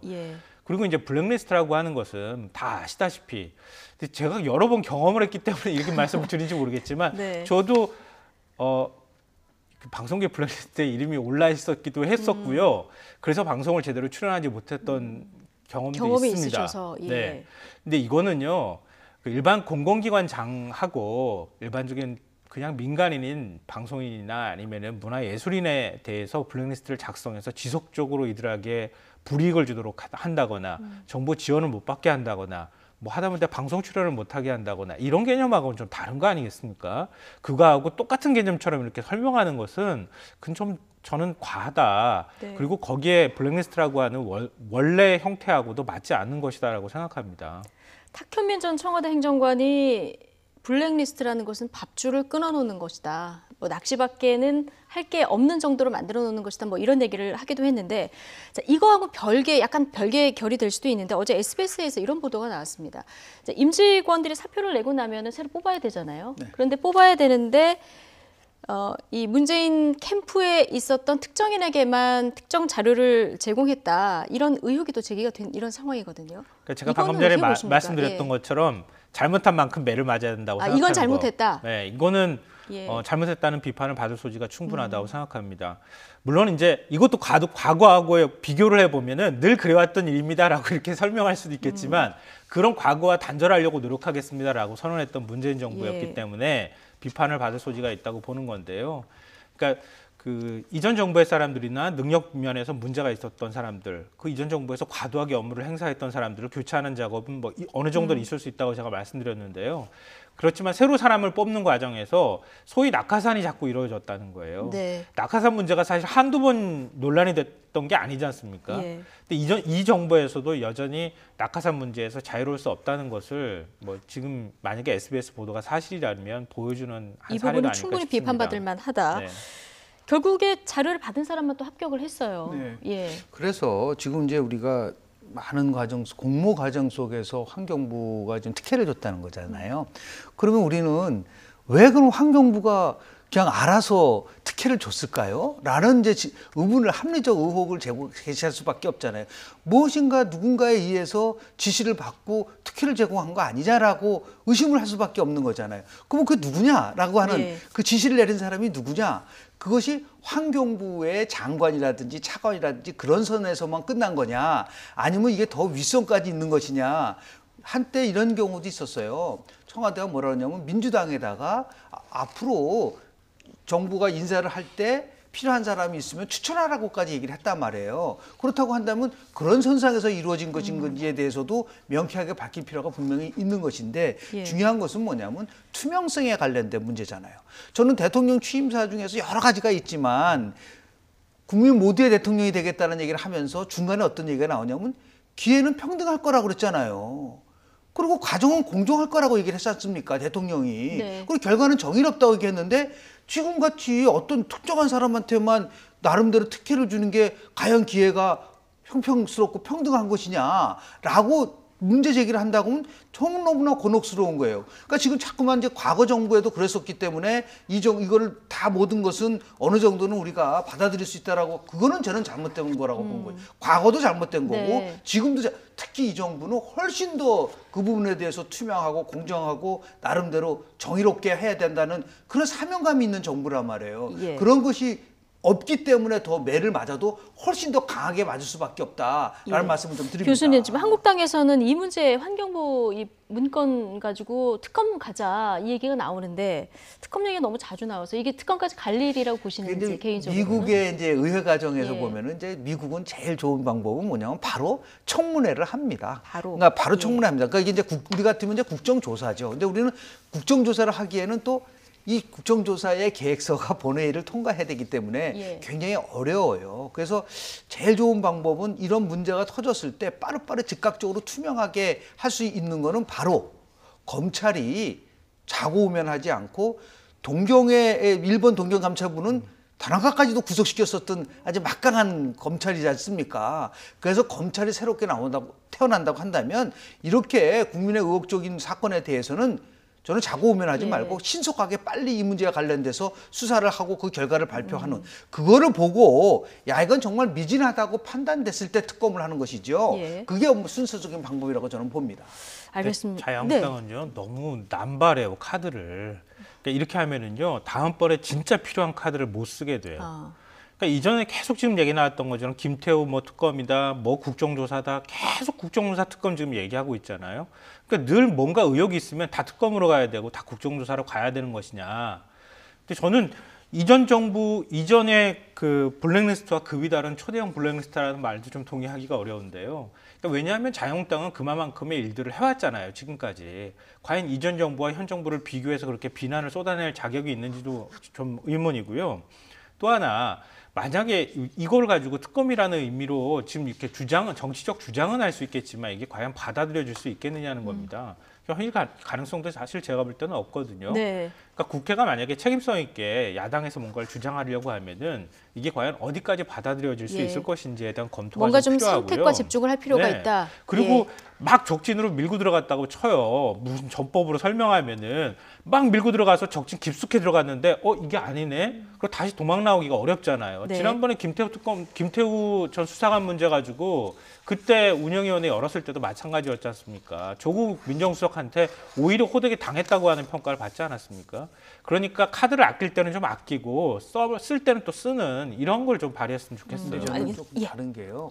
지금 한국당의 관점에서 보지를 말고 집권당의 관점에서 봐야 되는 거예요. 야당은 그렇게 할 수밖에 없는 구조를 갖고 있습니다. 이 문제를 그냥 대충 넘어가서 이거를 계속 대립으로 가져가면 그 피해는 누가 보냐면요. 집권당이 보는 거예요. 그러니까 저렇게 체크리스트고 아무런 지시를 내렸지 않았다면 오히려 선제적으로 대응을 해야 된다. 좋다. 그럼 국회 차원에서 뭘 하자. 다만 그럼 빨리 국회 정상화 시켜라. 국회 정상화 되면 당신들이 요구하는 이 문제에 대해서 야당과 같이 함께 이 문제를 풀어나가겠다. 그렇게 하는 게 맞는 것이지 자꾸만 한국당에 대해서 뭐 너 특검만 하냐 국정조사만 하냐고 하면 나중에 부메랑은 누구한테 돌아가냐면 집권당한테 돌아간다는 거를 꼭 집권당은 저는 명심을 좀 할 필요가 있다는 생각이 좀 듭니다. 어쨌든 지금 국회는 꽉 막혀 있어서요. 그렇습니다. 정상화 시켜놓고 빨리 하자. 민생법안 처리가 하나도 안 되고 있는 상황이라 이걸 보는 국민들 마음 굉장히 답답하다. 이런 점들을 좀 여야 의원들 공히 좀 생각을 해주셨으면 좋겠고요. 자, 이번에는 오늘 나온 여론조사 결과를 좀 보겠습니다. 주시면요. 49.6%에서 49.9%, 0.3%포인트 정도 올랐는데 크게 지지율 변화가 최근에 김성환 평론가님 없어요. 그러니까 이게 올라간 것도 있고 또 내려간 것도 있고 이렇게 시소처럼 왔다 갔다 하는 거 아닌가 싶은데요. 그러니까 지금 나왔던 것처럼 PK 지역에서는 지지율이 좀 올라갔고 30대 지지율은 뭐 역대 최대라고 할 만큼 60% 후반대까지 지금 올라간 상황인데 주부층 그리고 노동자층 그리고 20대 층에서 많이 지지율이 빠진 것으로 지금 나타났거든요. 그러니까 20대 지지율을 과연 우리가 어떻게 분석할 것이냐 이게 여당의 최대 화두이기도 했었지만 그러니까 최근에 이제 그 포르노 사이트를 차단하는 방식으로 HTTPS라고 하는 게 또 등장을 하고 이게 또 인터넷 검열 논란으로 번지기도 했고요. 또 아이돌 그룹 외모 규제 논란 뭐 이것도 있었기 때문에 가뜩이나 사실 일자리 문제에 대한 박탈감이 있는 상태에서 이런 문제에 굉장히 예민한 층에서 좀 지지율이 흔들린 측면이 있다 이렇게 보이고요. 또 반대로 또 긍정적인 측면도 있습니다. 앞서 말씀드렸던 것처럼 30대 지지율이 올랐다고 하는 거라든가 특히 이제 PK 지역에서 지지율이 오른 측면은 최근에 정부 여당에서 많이 공을 들였던 게 좀 지지율로 반영된 모습들이 나타났다고 생각합니다. 지난주에 김영준 교수님께서 이 같은 의료기관, 같은 조사기관끼리 비교를 해야 정확하다 이런 말씀을 해주셨고 한 12월 말 정도부터 이제 분석을 오늘 해오시는 걸로 알고 있는데요. 쭉 분석을 이제 한 달 반 정도 해보시면 추이를 보면 어떤 점들이 좀 주목이 됩니까? 그 제가 이제 우리 YTN이 매주 월요일에 발표를 한 거를 가지고 이제 쭉 분석을 해봤는데요. 네 가지 부분에 대해서 좀 구별해야 된다. 12월 4일 날 처음으로 데드크로스가 나왔습니다. 아까 대통령 국정운영 지지가 부정이 긍정보다 높았는데 빠르게 2주 만에 골든크로스가 나왔어요. 그게 1월 2주입니다. 그리고 지난주에 2월 첫째 주에 50% 선을 회복을 한 거란 말이죠. 그리고 지금 이제 40%대로 나왔기 때문에 제가 두 달간 YTN의 자체 지지를 보소 분석을 하니까 몇 가지의 발견되는 부분들이 있어요. 어떤 특징들이 가장 큰 거는 뭐냐면 지금 지지율을 좌지우지하는 3대 계층이 있습니다. 예. 첫 번째 계층이 뭐냐면 바로 20대층이에요. 지금 왜냐하면 지금도 보면요. 20대. 층이 어떻게 변화되느냐에 따라서 대통령 국정운영 지지가 데드크로스가 됐다가 골든크로스가 됐다. 그렇게 나타나는 하나의 중요한 특징이 하나 나타났고요. 두 번째 특징이 나타났던 부분은 뭐냐면 노동자층이 어떻게 변화되느냐에 따라서 굉장한 차이를 보이고 있습니다. 그래서 지금 세 번째는 뭐냐면 중도층의 변화인 거예요. 이 중도층이 어떤 때는 대통령이 국정운영 못한다고 하면 이게 데드크로스로 가고 잘한다 하면 골든크로스로 가고 그렇거든요. 그런데 이거를 이제 같이 국정조사를 이제 비교를 해보면 가장 지난 그리고 월요일 날 발표한 거는 20대하고 학생층에서 굉장히 많이 현저하게 떨어졌었어요. 그런데 중도층하고 자영업자층하고 50대 PK층에서 대통령 지지가 굉장히 선방을 했었어요. 의외로. 그래서 제가 어떻게 결론을 내렸냐면 앞으로 대통령 국정운영 지지도에 대한 예상을 해본다고 한다면 이게 굉장히 자신의 취약계층에서 지금 선방을 하고 있기 때문에 이게 흔들리면은 40대로 떨어질 수가 있다. 그래서 제가 절대 지지층이라고 할 수 있는 왜 20대에서 이렇게 흔들리고 있는가. 20대를 위한 뭔가 전략적인 두 가지라고 방안, 보는데요. 정책, 하나는 그게 바로 청년 실업률의 문제하고요. 저는 앞으로도 추이로 봐야 되지만 이 남북 문제가 어떻게 20대한테 영향을 미치는지를 한 번 더 심층적으로 분석해 볼 필요가 좀 있어요. 우리는 어렵다. 그래서 계속해서 남북 경협에 대한 문제와 관련돼서 부정적으로 인식했을 가능성도 있는 부분들이 있단 말이에요. 더 중요한 거는 저는 노동자 계층입니다. 지금 바로 민주노총이 총파업을 지금 예고를 하고 있지 않습니까? 그래서 다음 주 월요일 날 YTN 조사 결과를 미리 예측을 좀 해본다고 한다면 미리 예측해보고 다음 주 바로 보죠. 노동자 계층에서의 그 변화 부분들이 굉장히 중요하고 하나 굉장히 흥미로운 거는요. 자영업자라든지 주부층이 다른 조사 결과에서는 상당히 전 정부 대통령 국정운영 지지에 부정적인 게 높게 나오는데 지금 추세로 봐서 주부층에서 굉장히 지속적으로 긍정평가가 높게 나와요. 그러니까 이 부분들이 왜 그런 거냐에 대해서 한번 청와대는 한번 심층적으로 분석을 해볼 필요가 있지 않을까라는 생각을 좀 하게 됩니다. 그래서 지금 여하튼 간에 현재까지 수도권에서 어느 정도 선방을 하고 있고 더 나가서 주부층이라든지 자영업자층이 선방을 하고 있는데 특히 이제 이 수도권에 표준시가 문제가 나오고 부동산 침체 문제가 나오고 있기 때문에 수도권이 또 움직일 가능성이 좀 있다. 그러니까 지금 노동자층하고 수도권층하고 20대층에서의 나름대로의 정책적인 대안을 제시해 주지 못하면 굉장히 우리가 얘기한 데드크로스가 지금 1차가 나왔는데 이게 2차까지 나오면 굉장히 어려워집니다. 그런 부분에 대해서 집중적으로 관리할 필요가 좀 있지 않나 생각을 좀 합니다. 교수님께서 지금 말씀해 주신 여러 가지 포인트들을 중심으로 다음 주 여론조사 좀 관심 있게 지켜보도록 하겠습니다. 정당 지지율에 변화가 있는지 좀 보려고 할 텐데 지난 한 주를 뜨겁게 달궜던 게 이제 5.18 왜곡 발언 이거하고 그다음 한국당 전당대회에서 나왔던 말 이런 것들이 아닌가 싶거든요. 이런 여러 가지 것들이 영향이 있었을까 봤는데 자 보면 지난주에 비해서 보면 한국당 소폭 올랐습니다. 뭐 지금 막말의 중심에 서 있는 김준교 후보가 한국당 지지율 오르는데 500원 건다 했는데 조금 올랐어요. 글쎄요, 어떻게 보십니까? 500원을 진짜로 내놓을지는 잘 모르겠지만 그래서 지금 이제 추이로 우리는 봐야 되는 거잖아요. 그래서 사실은 더 떨어질 가능성이 높다고 봤거든요. 그러니까요. 떨어지지 않고 지금 선방하는 정도 수준까지 됐다. 이렇게 평가하는 게 현재로서는 맞고요. 그 이거는 어떤 이유 때문에 그렇다? 그러니까 올라갔다 내려갔다를 얘기하기는 좀 그렇고 그래서 왜 그러면은 지지율이 바닥처럼 이렇게 딱 멈췄느냐. 뭐 저는 크게 두 가지 이유라고 보는데요. 자유한국당 내부에서는 이런 얘기도 나오더라고요. TK 지지율이 지난번 조사했을 때 상당히 많이 빠진 걸로 한 15% 정도 빠진 걸로 나왔지 않습니까? 자유한국당에서 볼 때는 5.18 망언에 대해서 좀 더 지도부가 적극적인 공세를 펼쳤어야지 사과한 것에 대한 불만이 반영된 것이다. 이렇게 또 해석하는 목소리가 있던데 저는 개인적으로 뭐 그렇게까지 생각하고 싶지는 않고요. 그러니까 지금 자유한국당이 최근에 이제 망언을 쏟아내고는 있지만 그게 또 역으로 컨벤션 효과를 나타내는 측면도 있지 않을까 싶습니다. 그러니까 요즘 젊은 친구 만나보면은 자유한국당 얘기를 굉장히 많이 해요. 전당대회 얘기도 많이 하거든요. 오히려 망언이나 어떻게든 좀 관심을 끌는 데는 성공을 한 거군요. 그렇죠. 그게 오히려 더 많은 실망을 통해서 등을 돌리게 만드는 효과도 있을 수 있지만 또 반대로 관심을 끄는 효과도 있거든요. 그런 측면의 효과가 하나 있다고 보고요. 둘째로는 그러니까 우리 사회 보수층은 사실 늘 40% 정도 됐다고 하는 평가가 있었는데 자유한국당의 지지율은 그만큼 지금까지는 안 됐던 거죠. 네. 근데 사실 한 20% 남짓, 25% 정도의 지지층은 늘 확고한 지지층으로 갖고 있다고 봐야 될 듯 싶습니다. 그러니까 최근에 이제 망원부터 시작해서 자유한국당이 좀 선명한 색깔들을 드러내기 시작하면서 보수층이 좀 결집하는 모양새가 나타났다. 그런 측면에서 더 지지율이 안 빠지고 선방하는 모습을 보이지 않았을까 막말이 나왔지만 생각합니다. 보수층이 결집하는 현상이 나타났다고 얘기를 그래서 제가 했는데 그 분석을 하면서 보내드린 자료에 의하면 5.18 망언에 대해서 TK 지역이 더 반대한다든지 건전한 보수의 걱정이 조사에 반영됐다. 그런 분석은 정확하지 않을 수 있다고 제가 이틀 전에 보내든 자료에 나오거든요.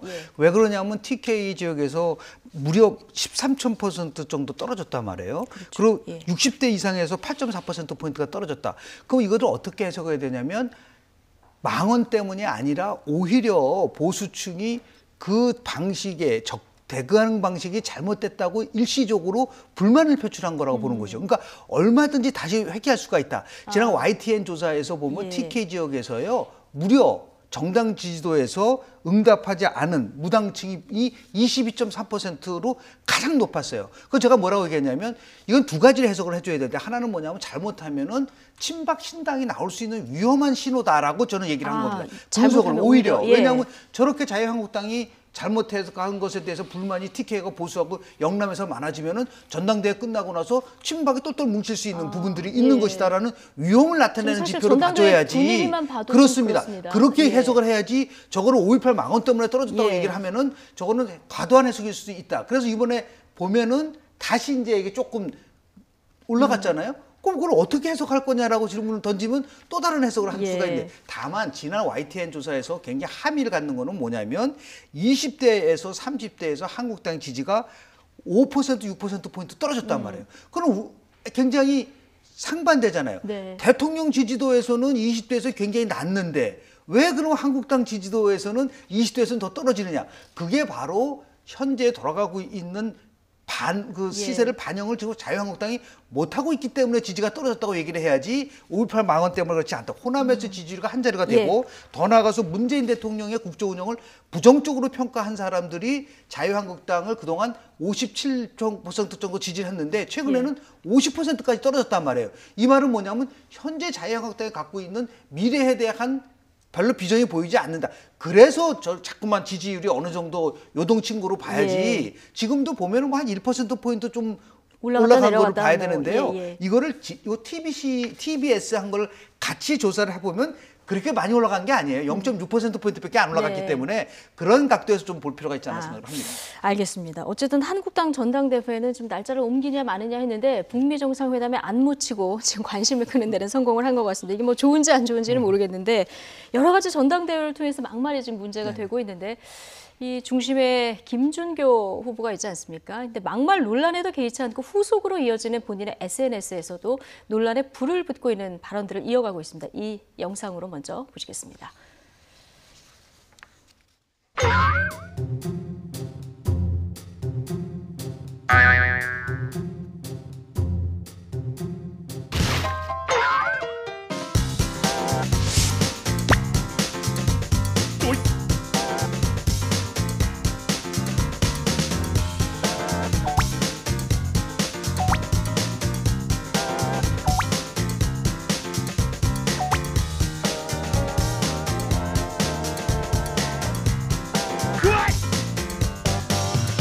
일부 당원은 젊은 지만원 주니어 등으로 판사와 기대를 보는 것입니다. 저는 고등학교 4년 선배거든요, 김준규 후보가. 근데 정치라는 게 그렇게 시간이 길어지다 보면 조급함이 좀 생기는 것 같습니다. 그래가지고.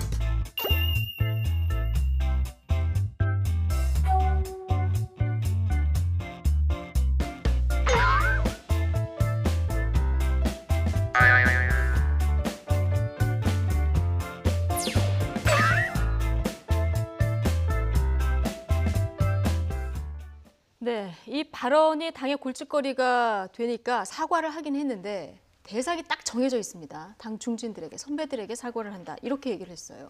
먼저 저는 시대를 잘 맞춰서 지금 발언하고 있다. 이전 정부 때 아마 이런 발언했으면요. 언론부터 시작해가지고 아마 전국이 뒤집어지지 않았을까 하는 생각이 들거든요. 예. 근데 사실 지금 여당에서는 별로 뭐 큰 반응을 보이지 않고 있거든요. 그만큼 사회 포용력이 커졌다고 하는 방증이다. 그러니까 이런 발언들이 나와도 사실 좀 비판적인 여론이 한편으로 있는 정도 수준에 머무르고 있다는 것은 한편으로는 참 다행스러운 일이라는 생각을 하고요. 자유한국당 입장으로 보면은 사실 고민인 여러 가지 고민이 있을 거라고 보는데 저는 선관위 문제를 지적 안 할 수가 없습니다. 그러니까 저런 청년 최고위원이 뭐 500만 원 내면 나올 수도 있다고 하니 그 당원 자격만 갖고 있으면은 충분히 출마를 할 수 있을 거예요. 근데 이렇게 해서 막말을 쏟아내기 시작했을 때 당에서 과연 어느 정도 이 자제를 시켜줄 수 있는 능력이 있느냐 이런 부분을 봐야 되는데 그렇지가 못하다는 거죠. 그러니까 이렇게 뭐 하다못해 대통령을 처단해야 된다고 이렇게 표현하고 있는 당 최고의 후보가 나와가지고 그렇게 막말을 내고 있는데도 불구하고 뭐 이른바 태극기 쪽에서는 또 오히려 환호성을 질러주는 이런 당의 모습들을 당에서 적절하게 좀 제어하는 능력이 좀 필요하다. 한국당 내에서도 자정의 목소리가 나오는 것 같습니다. 어제 뭐 장제원 의원 저희 프로그램에 출연했는데 기준도 좀 마련할 필요가 있고 저 김준규 후보 같은 경우는 정말 0.01%도 못 얻을 거다 이렇게 뭐 확언을 하고 가셨는데 이 상황은 앞으로 좀 전당대회 상황을 지켜보도록 하죠. 한국당 전당대회 이제 막판 레이스로 달려가고 있는데요. 어제 TV 토론회가 또 한 차례 있었습니다. 자, 박근혜 대통령의 탄핵과 사면을 두고 새 후보가 설전을 벌였는데요. 이 얘기 듣고 오시겠습니다. 헌법재판소의 탄핵 결정은 존중한다. 그러나 절차적인 문제가 있다. OX 문제로 탄핵에 대해서 어떻게 생각하는지 물었어요. 그래서 제가 적정한가? 사실은 이렇게 해서는 안 되겠다 해서 세모로 하려고 했습니다. 많은 국민 여러분들이 자존심에 상처도 입었고 그리고 두 분도 구금 생활이 장기화되면서 건강도 많이 나빠지셨다고 그럽니다. 대법원 판결의 절차에도 들어가지 않았기 때문에 사면론을 합법적으로 거론하는 것은 좀 이른 감은 있습니다. 그러나 국민들의 공감대가 형성이 된다면 지금부터 논의를 시작을 해도 나쁠 것까지는 없을 것 같습니다. 이 정권이 어떤 정권인데 박근혜 대통령님을 그렇게 사면을 해주겠습니까? 정권을 가져오든지 그 전에 문 정권을 퇴진시키든지 이런 힘으로서만 이것은 가능한 문제라고 봅니다. 무죄 석방하는 게 더 순서라고 생각합니다. 사면보다 석방이 우선입니다. 네.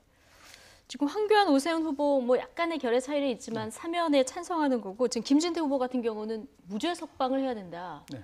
이렇게 얘기를 하고 있는 이런 아주 확연히 다른 입장을 보이고 있습니다. 실제로 보면은 사면이라는 거는 모든 형이 확정된 상태에서 사면을 하는 거 아닌가요?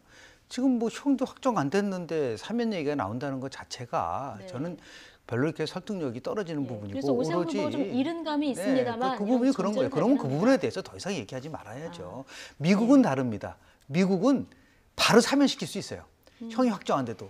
또 얼마나 웃기냐면 셀프 사면도 됩니다. 자기 죄도 사면시킬 수 있는 게 미국 대통령의 권한인데 우리는 그렇게 안 돼 있거든요. 근데 다만 좀 안타까운 거는 뭐냐면 박근혜 없는 박근혜 선거로 자꾸만 가는 이 전당대회에서 국민들이 과연 어떻게 볼 것인가. 지금 감옥의 옥중에 있는 박근혜 대통령이 무슨 박심 논란이 있고 박근혜 사면 앞으로 어떻게 이 탄핵에 대한 부분은 벌써 국민적 심판과 법적 심판이 다 끝난 상황 아닙니까? 그러면 이거를 어떻게 극복해서 새로운 보수로 태어날 것이냐. 그 문제를 가지고 서로 토론도 하고 논쟁도 해야 되는데 지금 자꾸만 뭐 사면 문제 탄핵에 잘했느냐 못해 이 문제를 가지고 하니까 한마디로 좀 피곤할 뿐만 아니라 짜증이 납니다. 그럼 국민들이 미래로 좀 나갔으면 좋겠다라는 말씀을 좀 드립니다. 네. 어떤 황교안 후보 같은 경우는 이제 탄핵 입장에 대해서 좀 왔다 갔다 하다 보니까 어제는 세모 이렇게 얘기를 해서 두 후보한테 공격을 받는 이런 모습도 됐는데 어쨌든 지금 궁금한 게 2위를 누가 하느냐 이게 더 궁금해진 이런 상황입니다. 어떤 여론조사 보면은 김진태 후보가 또 오세훈 후보를 앞서가더라고요. 글쎄요, 뭐 그렇게까지는 아니라고 하는 평가들을 당내에서 많이 하더라고요. 네. 저한테도 뭐 그렇게 얘기를 많이 해주시던데, 뭐 그래서 지난번에 이제 이른바 태극기 집회 세력이 얼마나 당원으로 가입했느냐 이런 거 가지고 맨 처음에는 몇만 명이다 이렇게 얘기했다가 지금은 당원 한 33만 명에 2%밖에 안 되는 8천 명 정도다 이렇게까지 얘기하고 있는데요. 그러니까 저는 이제 후보마다 전략도 좀 다르다고 봐요. 그러니까 오세훈 후보 입장으로는 사실 뭐 이른바 이제 지난 정권 시절에 박근혜 정부 이제 그 박근혜 대통령이 탄핵됐다고 하는 보수 세력의 어떤 상실감이나 이런 것들을 신경 안 쓸 수가 없고 당내 최대 계파인 친박계 시선을 의식 안 할 수가 없으니까 애매모호하게 사면을 하는 데 있어서도 원래는 탄핵에 대해서는 정당하지만 사면은 검토할 때가 됐다. 뭐 이런 식의 예. 태도를 취하고 이 황교안 후보의 경우에는 좀 더 멀리 보는 것 같아요. 제가 보니까. 그러니까 친박이나 당내 지지를 내가 받고 있다고 생각하니까 나중에 박근혜 프레임에 다시 또 빠지게 되면 문재인 대 박근혜 선거가 또 되면 질 수 있다. 당권 넘어서 이제 대권까지. 네. 예. 그러니까 다음번 총선까지도 좀 생각하는 뭐 그런 발언을 내놓고 있는 것으로 보이는데요. 그러니까 저는 최근에 그런 고민을 제일 많이 했습니다. 지금 왜 자유한국당이 이렇게까지 한쪽으로 막 치우치는 전당대회를 하고 있을까? 예. 이 전체적으로 보수 진영 내부에서 박근혜라고 하는 사람에 대한 호감은 사라졌을지 모르겠지만 탄핵이 된 정권이었다고 하는 상실감, 상처가 굉장히 많다. 그걸 이번 전당대회로 어떤 방식으로든 뽑아내고 풀어내고 좀 위로하기도 하고 뭐 이런 일종의 잔치기도 하고 뭐 이런 공간으로 좀 이번 그 전당대회를 활용하고자 하는 목적이 있지 않을까. 그래서 다 한번 쏟아내고 그리고 난 다음에 위로하고 난 다음에 다시 보수 세력을 결집시키는 과정으로 이번 전당대회를 이해하는 거 아닐까 하는 생각도 한편으로 해봤습니다. 네, 이제 일주일도 안 남았는데요. 새 후보가 마지막에 어떤 또 전략으로 막판 치고받기를 할지 좀 관심 있게 지켜보도록 하겠습니다. 김영준 명지대 교수, 김성환 시사평론가 두 분과 이야기 나눠봤습니다. 고맙습니다. 네.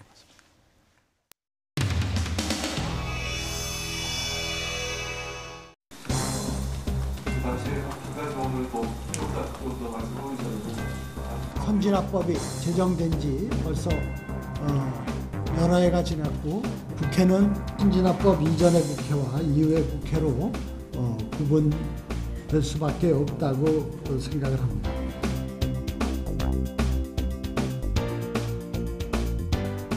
늘 예산안 처리는 국회 폭력이 수반되어서 이루어지곤 했습니다. 2011년도 예산안 처리를 할 때 그때도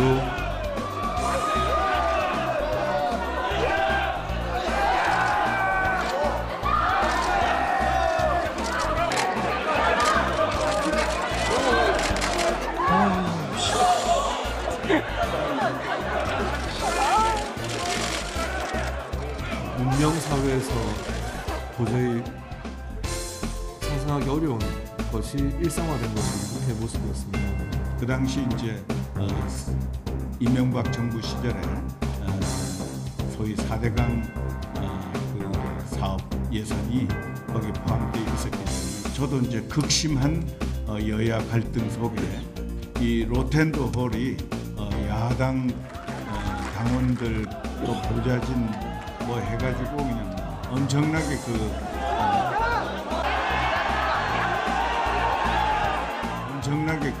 저항하는 그 벽을 뚫고 들어가서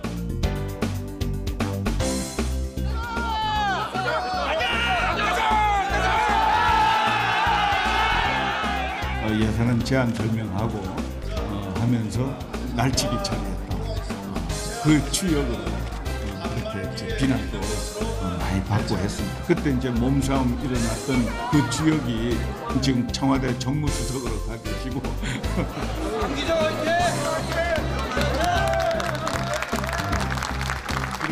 그런 이제 에피소드도 있는데 저는 18대 국회에 처음 왔고 제가 1년 늦게 들어왔습니다. 들어와서 오자마자 시작한 것이 본회의장 점거 농성이었습니다. 그 선진화법 전과 후 사진전을 하는데 제가 그 의원 발언대에서 그 의장석으로 돌진하는 그 사진이 있어서 3, 4일 동안 앞에 다니는데 진짜 얼굴이 뜨거웠습니다.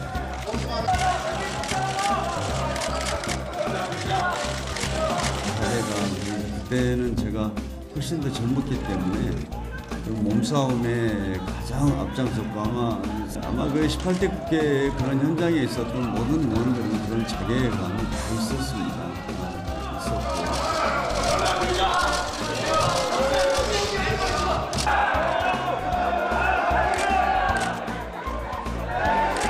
최소한 국회 선진화법으로 인해서 더 이상은 국회가 동물국회라는 오명은 쉽게 되지 않았나 하는 자긍심을 갖고 있습니다.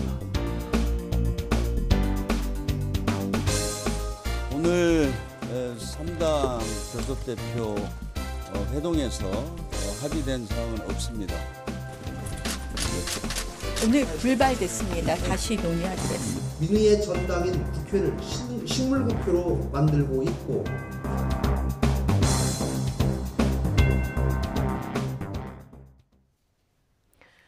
도널드 트럼프 미국 대통령이 2차 북미 정상회담 엿새 앞두고 제재를 풀려면 북한에 진전된 조치가 있어야 한다고 강조했습니다. 또 김정은 위원장과의 추가 회담 가능성도 시사했는데 우회적인 압박이라는 분석도 나오고 있습니다.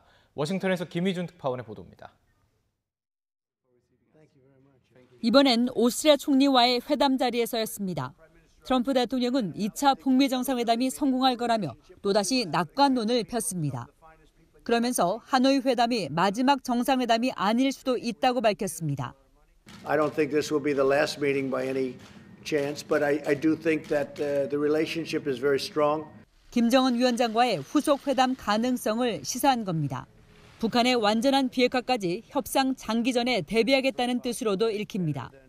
전날엔 북한의 핵미사일 도발이 없는 한 서두를 것이 없고 급박한 비핵화 시간표도 없다며 속도 조절론을 재확인한 바 있습니다. 트럼프 대통령은 북한이 비핵화를 꺼린다고 생각하지 않는다며 관련해 충분한 조치가 있어야 제재를 풀 수 있다는 점을 강조했습니다. Sanctions are on in full. As you know, I haven't taken sanctions off. I'd love to be able to, but in order to do that, we have to do something that's meaningful on the other side. 이어 한국과 중국, 러시아 사이에 있는 북한의 입지를 부각하며 엄청난 경제적 잠재력이 있다고 추켜세웠습니다. 하노이 회담에서 북한이 영변 핵폐기 플러스 알파라는 진전된 조치를 내놓아야 상응하는 제재 완화가 가능함을 거듭 압박한 것으로 보입니다. 워싱턴에서 YTN 김희준입니다. 오는 27일에서 28일 베트남 하노이에서 열리는 2차 북미 정상회담을 앞두고 존 볼턴 백악관 국가안보보좌관이 이번 주말 한국을 방문한다고 CNN 방송이 보도했습니다. CNN은 복수의 정보 관계자를 인용해 이같이 전하면서 이번 방안은 미국 관료들이 2차 북미 정상회담의 세부 사항을 타결하기 위해 노력하는 가운데 이루어지는 것이라고 전했습니다. 볼턴 보좌관이 방한하면 정의용 청와대 국가안보실장과 면담할 것으로 예상됩니다.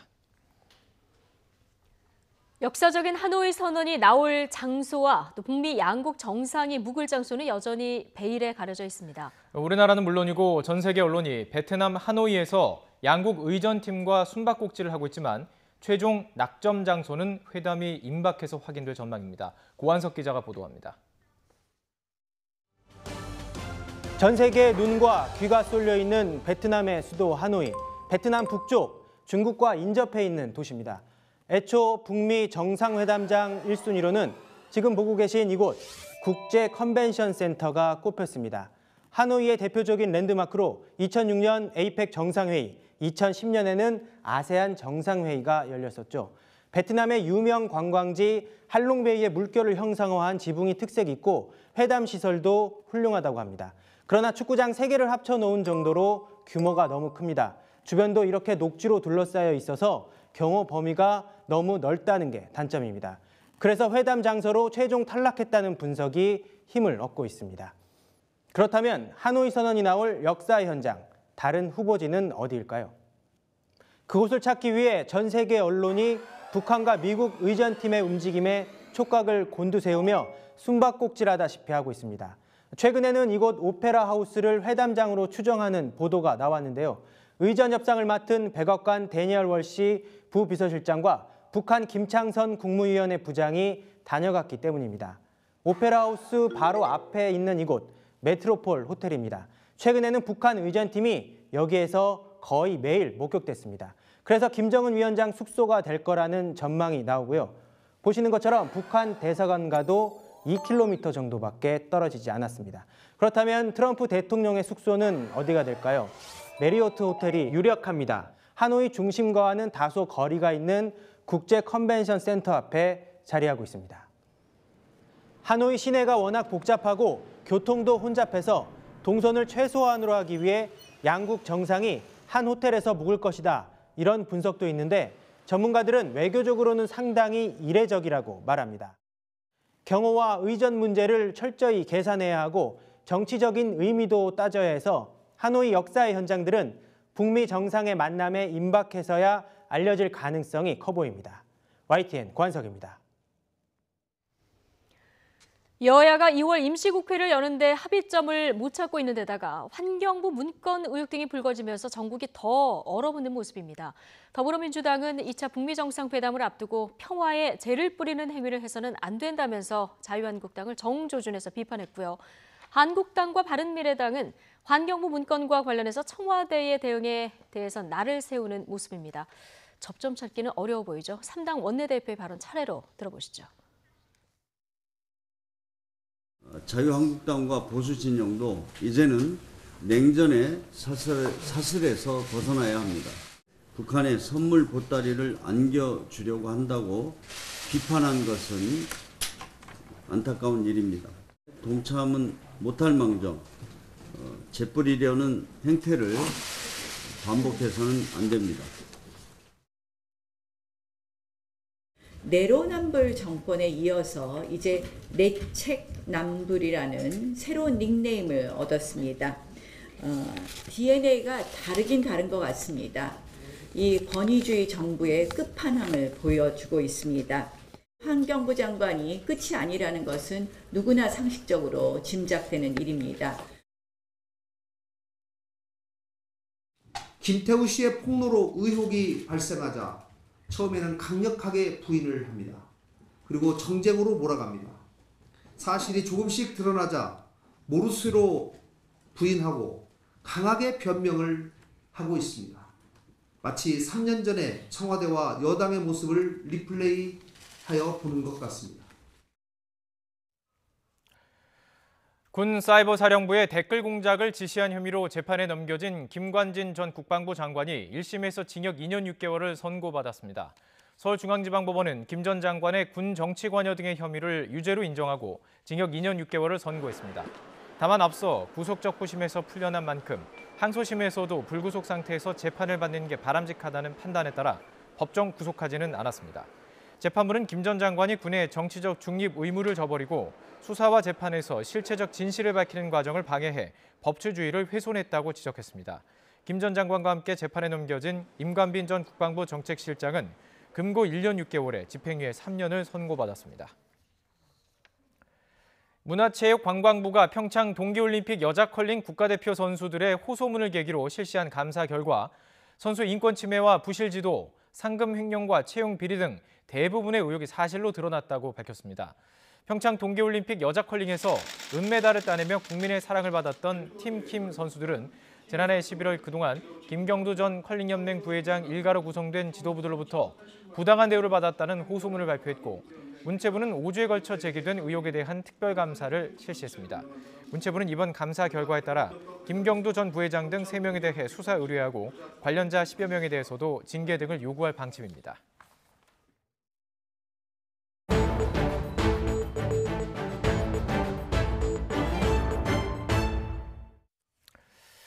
폐기됐어야 할 온누리 상품권이 시중에 몰래 풀렸습니다. 수사에 나선 경찰은 증거가 없다면서 무혐의 처리했는데 누가 이걸 빼돌렸는지 모른다면 더 심각한 문제가 아닐까요? 실제로 수사가 불가능했던 건지 이 문제를 취재했던 기획 이슈팀 한동호 기자 스튜디오에 나와 있습니다. 안녕하십니까? 안녕하세요. 자, 먼저 이 온누리 상품권 문제를 좀 알아야 될 텐데 이게 그러니까 시장에 가서 현금처럼 쓸 수 있는 그런 거죠? 네, 맞습니다. 전국의 전통시장에서만 쓸 수 있는 상품권인데요. 이 정부가 요새 대형마트가 많이 생기다 보니까 전통시장을 활성화하기 위해서 도입한 이 상품권입니다. 5,000원과 10,000원, 이게 3만 원짜리 상품권이 있고요. 매년 발행되는 규모만 수천억 원에 달합니다. 예, 수천억 원에 달하고 이게 현금이나 마찬가지이기 때문에 구매하는 거나 이게 상당히 민감하게 다뤄야 될 사안인데요. 지금 말씀해 주신 것처럼 많은 부분들이 지금 풀리고 있는 건데 돈처럼 쓰고 난다. 쓰고 나면 일단 폐기하는 게 맞는 거 아니겠습니까? 네, 맞습니다. 그 부분이 좀 화폐랑 다른 부분인데요. 저희가 그래픽으로 한번 준비를 해봤습니다. 이게 만약 이 상품권을 이제 은행에서 사게 되면은 고객이 상점에 쓰게 됩니다. 그러면 이 상점이 은행에 이제 반납을 하게 되는데요. 이 반납을 해야 이 현금으로 이게 받을 수 있기 때문입니다. 그렇죠. 이 은행에서 돈으로 바꾸는 건 소상공인만 가능하고요. 은행은 상품권에 적힌 일련 번호를 보고 이걸 돈으로 바꿔줄지를 판단을 합니다. 그래서 은행에서 돈으로 바꿔가고 나면 사실 가치가 없어지니까 폐기 처리를 하게 되는 거죠. 이 화폐나 화폐 유통 단계에서 이 부분은 상당히 중요한 부분 아니겠습니까? 계속해서 뭔가 왜곡이 생길 수 있는 부분이기 때문에요. 폐기를 해야 합니다. 상품권이 유통이 됐다면. 그런데 이거를 이미 이제 폐기를 했어야 되는 거를 다시 썼다는 거죠. 그러니까 현금처럼. 네, 맞습니다. 예. 그래서 소상공인시장진흥공단에서 내부 조사를 했습니다. 네. 총 114장이 이제 폐기된 상품권이 다시 쓰인 것으로 이제 확인이 됐습니다. 네네. 하지만 실제로는 더 많은 상품권이 재유통됐을 가능성이 있는데요. 그렇죠. 사실 이게 쓰게 돼서 은행에 돌아온 것만 114장이지, 즉 상인들이 쓰게 되면은 또 그 받은 상품권을 또 자기가 다른 매장에 가서 또 쓰고 이게 현금처럼 돌고 돌다 보니까 네. 아직까지 이 불법 상품권이 유통이 되고 있을 가능성을 이제 배제할 수 없는 거고요. 예. 사실 지난 2009년 이 온누리 상품권을 도입한 이후에 이렇게 재유통이 적발된 건 처음입니다. 10년이 지나는 세월 동안 지금 처음 적발이 된 겁니다. 적발이 됐다는 거지 이게 얼마나 돌아다니고 있는 건지 모르는 겁니다. 그러니까 얼마나 그 유통 단계에서 화폐와 함께한 유통 단계에서 왜곡된 현상이 일어날 수도 있다는 부분이고요. 자, 그렇다면 누가 이걸 빼돌린 건가요? 네, 그걸 알아내기 위해서 공단이 지난해 12월 경찰에 이제 고발을 했습니다. 예. 사실 이 상품권 폐기 같은 경우에는 이 용역을 맡기는데요. 이 폐기를 맡은 용역 업체가 이 상품권을 빼돌렸을 걸로 이제 추정을 했습니다. 근데 한 달 만에 이제 경찰이 무혐의 처분을 내렸습니다. 그 증거가 없었다는 건데요. 예, 경찰 관계자의 말 들어보겠습니다. 무혐의로 송치됐죠? 무혐의로, 예.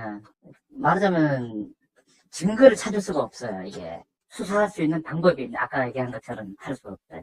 시장에서 계속 유통이 되다가 나중에 이제 은행에 가서 돈을 찾는 것이기 때문에 증거가 없다. 이거 쓴 거 하나하나 따라가면은 뭐 밝힐 수 있을 것 같은데 상품권 번호가 있기 때문에 자, 좀 이해가 어려운 부분인데요. 그래서 지금 한 기자가 그 부분을 취재를 해봤더니 경찰 수사가 좀 부실했던 점이 있다 이렇게 보는 거죠? 네, 저희도 의문이 생겨서 이 담당하는 폐기를 담당했던 업체를 찾아갔습니다. 예. 그래서 이 업체의 그 간부를 만나게 됐는데 이 간부는 이 재활용 센터의 직원이 이것을 빼돌렸다라고 이제 말을 했습니다. 폐기 업체의 말 들어보겠습니다. 폐기업체에서 이걸 재활용하려고 그 재활용 센터에서 아마 그 수확까지 파쇄가 안 된 상품권이 좀 있어가지고 그걸 아마 유통시킨 것 같아가지고 많은 거 사실 요구가 사실 7만 원은 폐기업체에서 다 보상해주고 버트 조치 다 끝난 걸 알고 있습니다. 네, 이 사실을 사실 경찰은 몰랐습니다. 유출자를 못 찾았다는 폐기업체 직원의 거짓된 말을 믿었던 건데요. 폐기업체에서 거짓말을 했다고 하더라도 마지막에 은행에 상품권을 가지고 온 상인한테 이걸 물어봐서 추적 조사를 할 수도 있었는데 사실 그 조사도 이뤄지지 않았습니다. 그래서 폐기업체 직원의 통신 내역 조사도 이뤄지지 않았고요. YTN이 이제 보도에 착수를 하게 되자 이제 경찰이 다시 내사에 착수를 했습니다. 그렇군요. 분명히 지금 취재 과정에서 밝혀진 녹취만 봐도 경찰이 수사에 적절히 임했다면, 적극적으로 임했다면 밝힐 수 있었던 부분이 드러난 거네요. 네, 맞습니다. 지금 계속해서 말씀드리지만 이 부분도 좀 후속 취재해서 어떻게 진행되는지 알려주시기 바라겠습니다. 네, 한동호 기자와 함께 자세히 짚어봤습니다. 고맙습니다.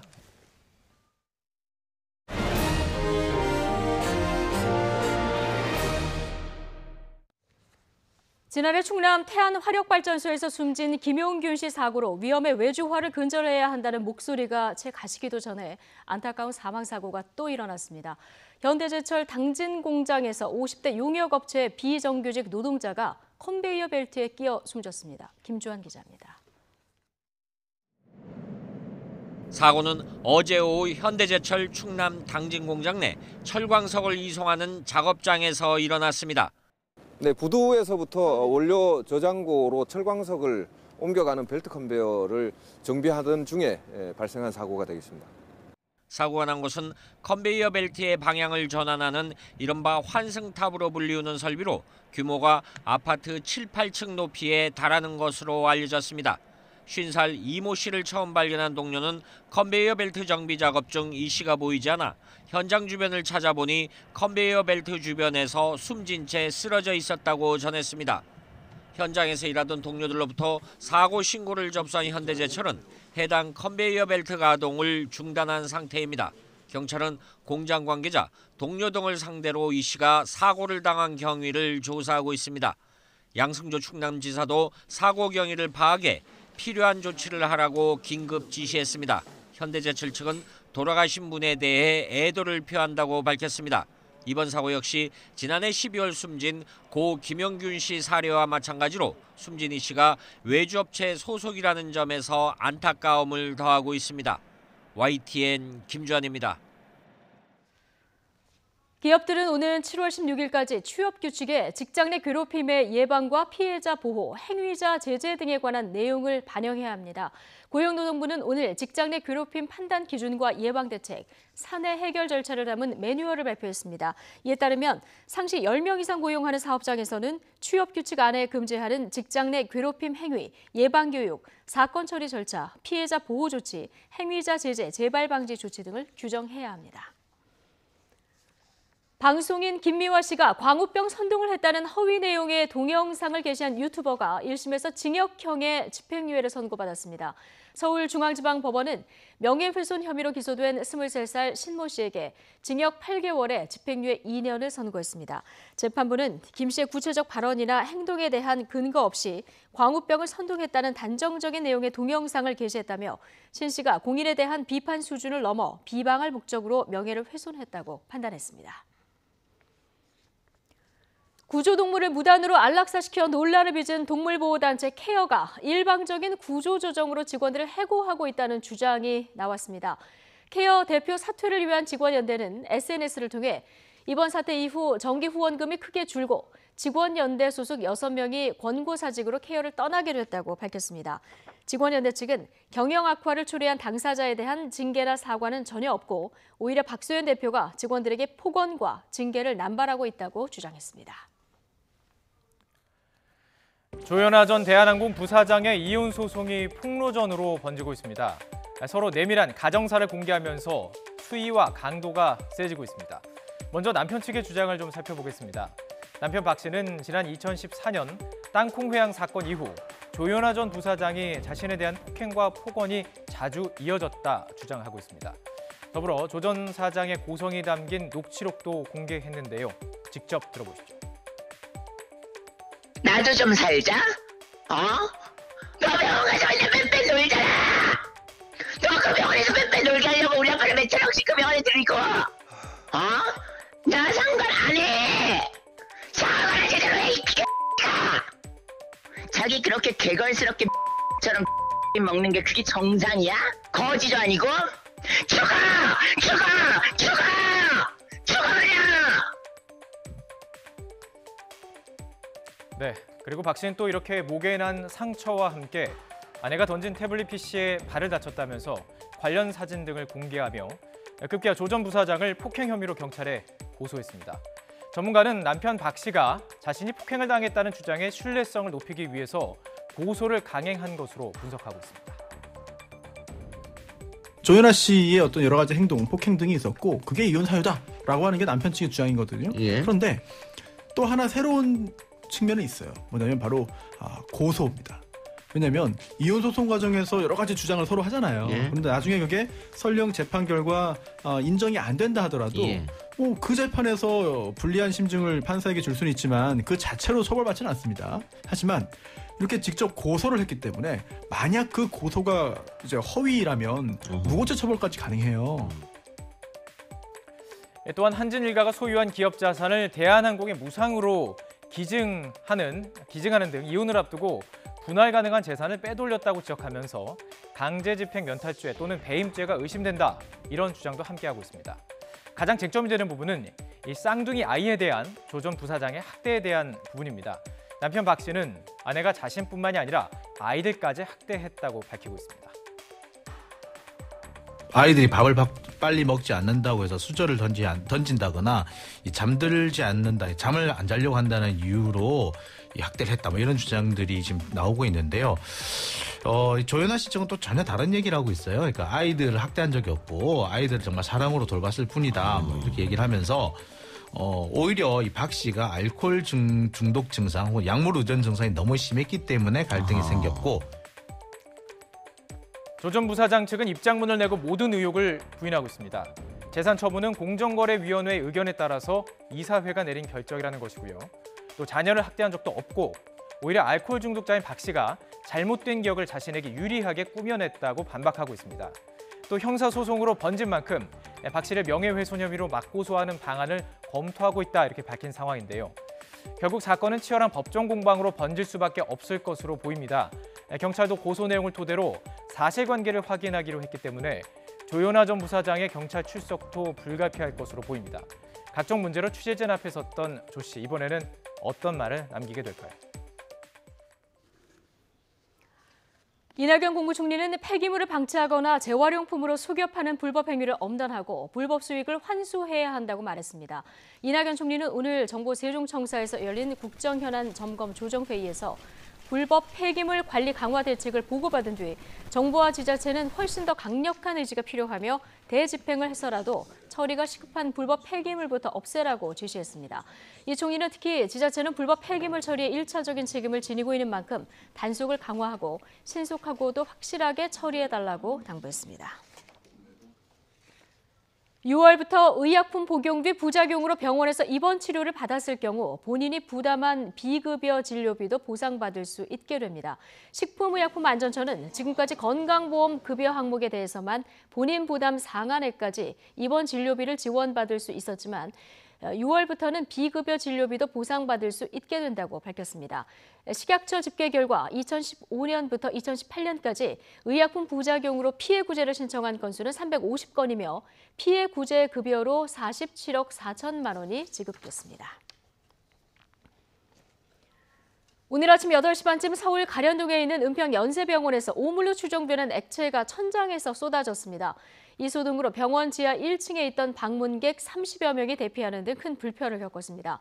은평 연세병원 측은 배수관 이상으로 물이 새면서 발생한 문제라면서 병원은 현재 정상 운행하고 있다고 밝혔습니다.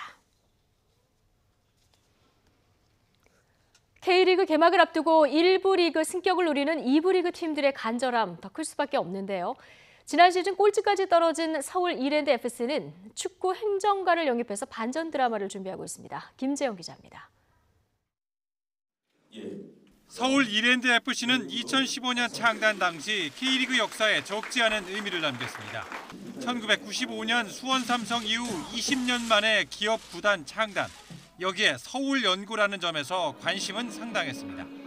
아시아 최고 구단이 되겠다는 장밋빛 청사진, 공격적인 선수 영입과 팬 친화적 활동까지 서울 이랜드 FC는 새 바람을 일으켰습니다.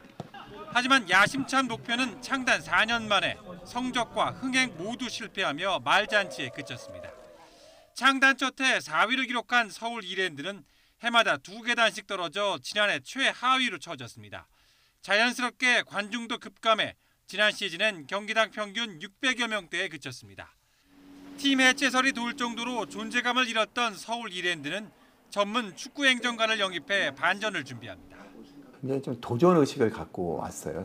근데 재밌잖아요. 모든 게 다 최하위였고 관중도 최하위, 저희도 성적도 최하위. 그렇지만 굉장히 가능성도 있지 않겠느냐. 바닥을 쳤기 때문에. 구단의 사회공헌활동 전문가인 박 단장은 취임과 함께 선수단의 지역 밀착 활동을 강화했습니다. 희미해진 서울 연고구단의 정체성을 확립하려는 노력입니다. 여기에 4년 사이 등 돌린 팬심을 잡기 위해 내년까지 1부 리그 승격을 목표로 제시했습니다. 일본 국가대표 출신 마스다, 브라질 출신 골잡이 알렉스와 두아르테 등 K리그에서 검증된 외국인 선수들이 반전을 주도할 중심축입니다. 구단은 간절함을 가장 강조합니다. 경기는 질 수도 있습니다. 그렇지만 정말 최선을 다하는 모습을 보여주면 저는 팬들은 금방 돌아올 거라고 생각해요. 서울 이랜드 FC가 바닥을 찍고 반전에 성공한다면 창단 당시 K리그의 새로운 흥행 카드로 기대를 모은 FC 서울과의 서울 더비가 이루어집니다. YTN 김지영입니다. 고농도 미세먼지가 기승을 부리면서 이틀째 잿빛 하늘이 이어지고 있습니다. 현재 서울의 초미세먼지 농도는 평소보다 4배에서 5배나 짙게 나타나고 있는데요. 시야만 답답한 것이 아니라 말을 하기도 참 칼칼합니다. 오늘 어제보다 대기질이 더 악화했으니까요. 외출 시에는 반드시 황사용 마스크 착용하시는 게 좋겠습니다. 그럼 자세한 지역별 미세먼지 상황 살펴보도록 하겠습니다. 현재 서울을 제외한 전국 대부분 지역에 초미세먼지 주의보가 발효 중이고요. 있는데요. 농도는 평소의 5배에서 9배나 달하고 있습니다.